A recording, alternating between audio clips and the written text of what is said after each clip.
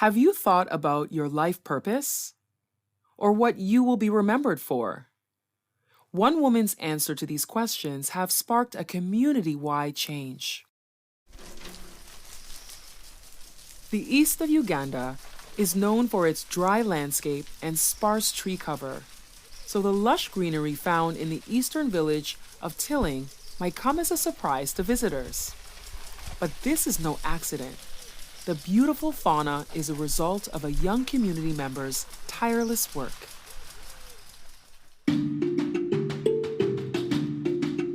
Welcome to Nature Answers, rural stories from a changing planet. We explore stories of how communities in rural sub-Saharan Africa are working with nature to adapt to the climate crisis. I'm your host, Ivy Prosper, coming to you from Accra, Ghana. This week is International Women's Day. While climate change uniquely impacts women, women are also leading the change to limit and adapt to climate change around the world. So with that in mind, we're excited to share this story of a young woman who arrived at her new home and asked what she could do to make a difference. So we usually use this shed like this. Jessica Sheillah Aanyu's farm sits on the outskirts of Tilling, a village in the Teso region of Uganda. This pile of trees got spoiled during transportation. A plot of land containing wooden and stone structures makes up her family home, where she lives with her husband and her daughter. There is an outdoor fire pit and clothing hangs out to dry. Some of them are there, but like now is not a good time to plant them. Their acreage is home to chickens, medicinal plants, crop fields, and many, many trees. We ask ourselves, what can we do in our place, in my position? What can I do to contribute to the fight against climate change? And the easiest thing for us was to plant trees. The 27-year-old is co-founder of Trees for Life. It's an environmental organization with the goal of planting 25 million trees in Teso in 5 years. That number isn't pulled out from thin air. About 2.5 million people live in Teso, so Trees for Life asks that each person plant just 10 trees. Simple. It's an admirable mission and one that Jessica is passionate about. But the story behind its origin shows that it hasn't always been so simple. For someone so committed to Teso, Jessica had never visited the place before her wedding. She spent her childhood moving around Uganda. Most of that time was spent in Kampala, the nation's bustling capital city, located in the central region of Uganda. She earned a degree in marketing from Makerere University, but even now she's not done with her studies. She's pursuing a postgraduate diploma in project management. Jessica got married at 23. After their wedding, she and her husband traveled by bus, and then boda boda, that's a scooter, that's a common way to move around in Uganda, from Kampala to their new home in Teso. But it's no small distance. The trip is 6 hours. But I had never been here. So when I got married and moved back home, it was different. The climate was different. The conditions were not as beautiful as I'd been to the other places. And we asked ourselves, my husband and I, what can we do to make this place better? The Teso and Karamoja regions have the least tree cover in Uganda, and adverse effects of climate change are only worsening the conditions there. Weather patterns are shifting, meaning Uganda's two distinct seasons, wet and dry, are meshing together, creating unpredictable conditions. Crop yields have become lower and temperatures are higher. We hope that this initiative or this campaign can go a long way in reversing some of these effects. While environmental impacts have made this timely, the catalyst for Trees for Life came several years ago. Trees for Life is a bit sentimental to me. and my husband. In 2021, we went through a very difficult moment. And when we got out of it alive, I got really sick. I went through a very serious operation. But when I got out of it, I asked myself, why did I get this second chance? Why did God allow me to come back? During this time, Jessica and her husband were invited to help plan and walk in a tree planting marathon. What's a tree planting marathon, you might ask? Well, participants walk, and as they walk, they hand out tree seedlings to the people and places they pass. Jessica was part of one in Soroti, a nearby eastern city. Trees are a common nature-based solution. Remember, these are actions taken to adapt to climate change and protect biodiversity that benefit both the environment and the people living in it. When indigenous trees are planted, they can increase biodiversity, protect the habitat, and prevent erosion and even increase moisture in the area. As Jessica walked, she fell in love with the work, wanting to do more. The question that rings in your mind is, I am going, or I had gone. What is it that I've left behind that the world will be proud about? In its 2 years, Trees for Life has grown beyond tree planting. It offers different educational and environmental programs. They offer lessons about tree nurseries and even have taken up beekeeping. These lessons take place in Tilling. Tilling has become Trees for Life's tree planting model village. The group has 6 main volunteers and 12 regional representatives across Teso. Growing this organization is a major feat. Jessica credits her family for the support.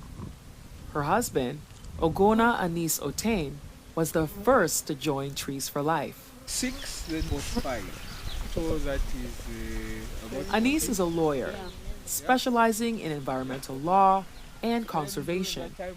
Though he spent his childhood in Entebbe, Tilling is where his parents are from and where they've all returned to. As my wife said before, we do discuss a lot. Sometimes people wonder whether we're business partners or we are a married couple, but it came naturally. We have the passions, the same passions. When Anis says they come by it naturally, he means it. Their entire family shares this passion for the environment. Anis's parents have, on occasion, given out trees to community members even before Trees for Life. If a neighbor needed firewood, they'd help them. But after that, they'd give them a tree seedling to plant to have their own. Anis's father has also given half an acre of land to support Jessica's project. Marriage for me has been a support system. In the traditional setting, how do I say that? My family here is so loving, so welcome, so open-minded. They are always willing to support all the initiatives that we do. But Trees for Life's progress hasn't been perfect. There are always challenges. The biggest one that stands in the way of their goal of 250 million trees planted is transportation. In the past, they brought in the trees from Kampala, but driving 100,000 trees 6 hours to Teso is expensive, and sourcing the trees is a whole other cost. There's a lot of will. People want to plant the trees, but how do we get the trees to them? Jessica and Anis have looked for new solutions. They have plans to start a tree nursery in Tilling. That should help. And they dream big. They hope to grow 500,000 trees in the next year.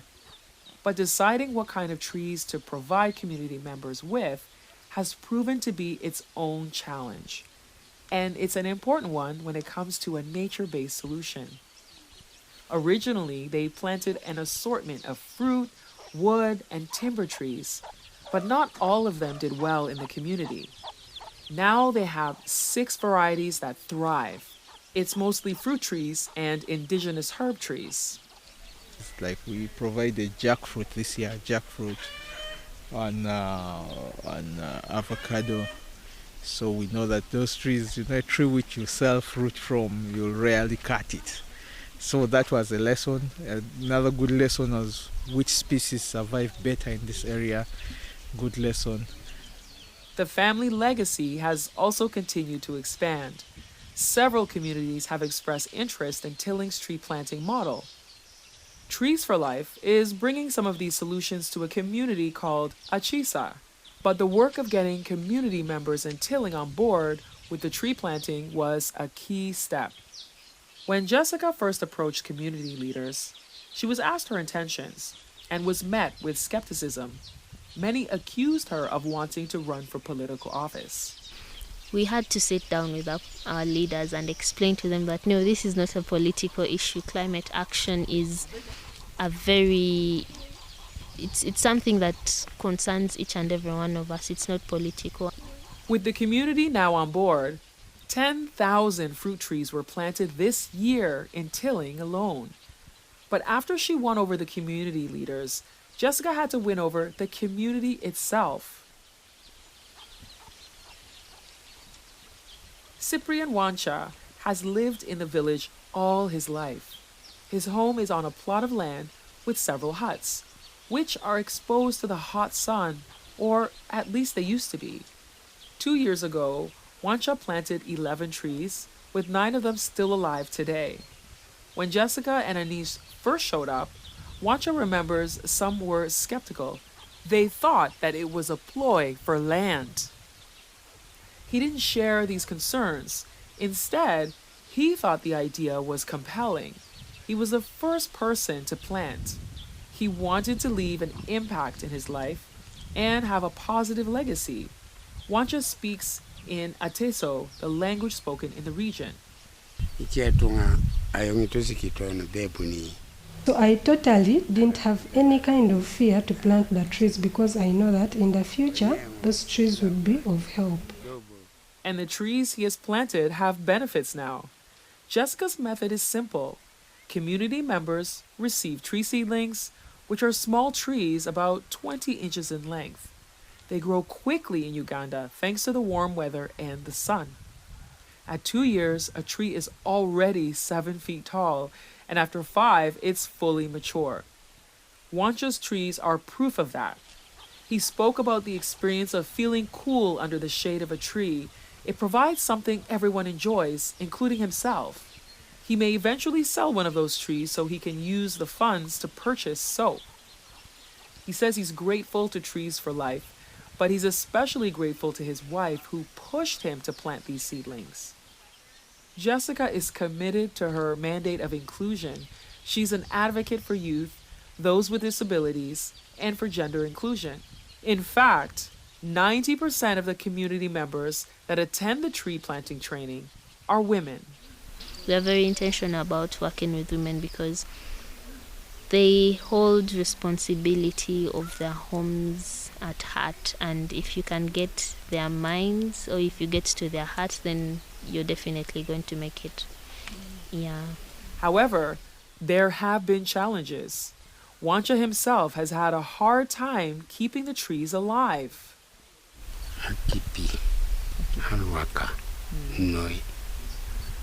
I live far away from a water source, so at times watering those plants becomes very hard. So what I used to do is I would call children in the neighborhood and give them some oranges, then ask them to help me fetch some water for watering the trees. And sometimes those children would ask for some money, maybe for buying soap or other things that they need. So I would pay them some small money. Despite this, Wancha only wants to plant more trees on his land. As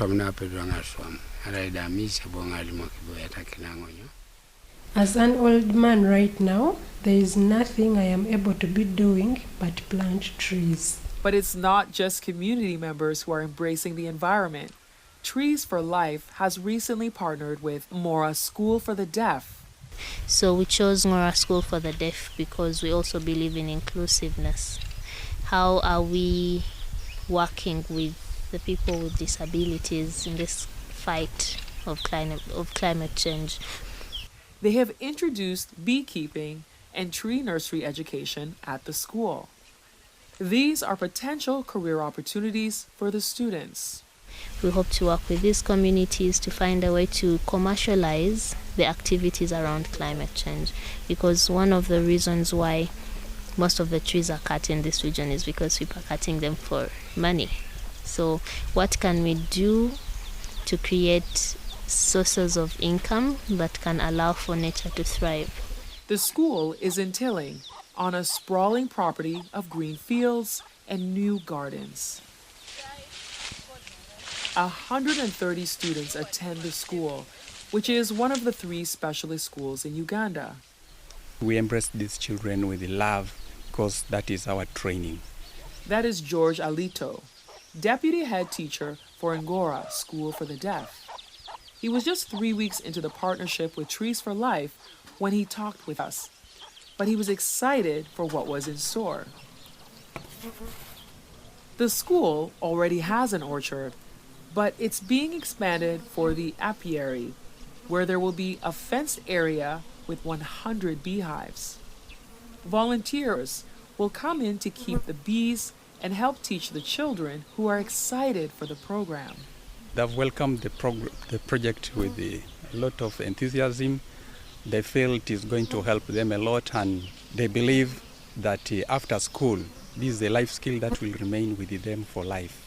And they will always use this one as a business, because learning the knowledge of beekeeping is something quite very important. Just one beehive can produce enough honey to give it the value of $2,000 after 2 seasons. This would fund a student's education for a year, transportation, and set them up for whatever they need. That is the mandate of Trees for Life, to empower the community with environmentally sustainable ways to earn a living. The tree nursery education will also be good for both the students to learn the new skill and for the financial benefit of Trees for Life, who can grow new trees instead of purchasing them. Despite the challenges, transportation, tree sourcing, and costs, Trees for Life is working towards their goal of 150 million trees. And despite the busy life of Jessica Sheillah Aanyu, she is dedicated to her goal. If I was in another setting, I still would do what I'm doing, because some things in life are about you and your purpose.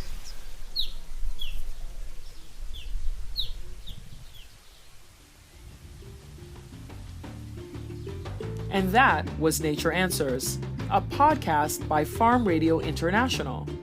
You can learn more about nature-based solutions and the people implementing them by subscribing to Nature Answers wherever you get your podcasts.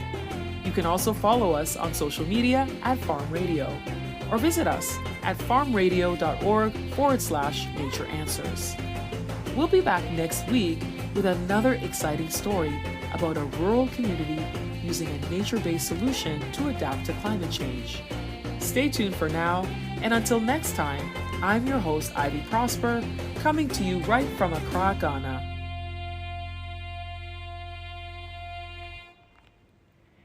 This episode was written and produced in Uganda by me, Olivia Rumble, with support from staff from Farm Radio International's office in Kampala, Uganda. Working on this podcast has emphasized to me the impact small communities and individuals can have in the fight against climate change when passionate and persistent. Meeting Jessica Sheillah Aanyu and other exceptional people has been inspiring. Additional thanks to Emma Stewart-Kiss, Everett Linguist, and Doreen Ai Nambabazi for gathering sound and photos for the episode, and to Annette Ide for recording translations. I joined as part of an internship program with Carleton University's School of Journalism. This episode was edited by Taras Bergerhoff. Farm Radio compensated community members who participated in interviews. It is common practice to compensate a person in this region for the time they spend being interviewed. Our podcast would exclude many important perspectives if we only interviewed those who could afford to step away from their economic activities without compensation. Nature Answers was produced by Farm Radio International thanks to funding from the Government of Canada.